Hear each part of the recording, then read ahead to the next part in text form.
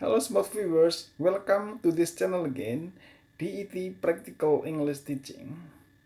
Well, this time I'm going to continue our story about Frank Mitchum, the ex-prisoner.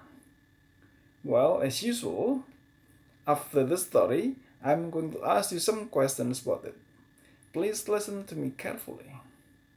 Frank Mitchum was unhappy when he came out of the factory. The man didn't give Frank a job because he got out of prison last month. He cannot find a job because he was in prison. He is very unhappy today, and he was very unhappy yesterday too. Now, please answer my question. Question number 1. Was Frank happy when he came out of the factory? The next question. Did the man give him a job? Well, the next question. When did Frank get out of prison? The next question. Can Frank find a job?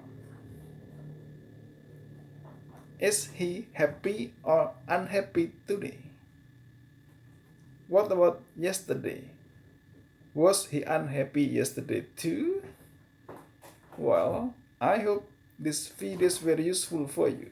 If you like it, you should subscribe, give comment, and share. Thanks for watching. See you in the next video. Bye bye.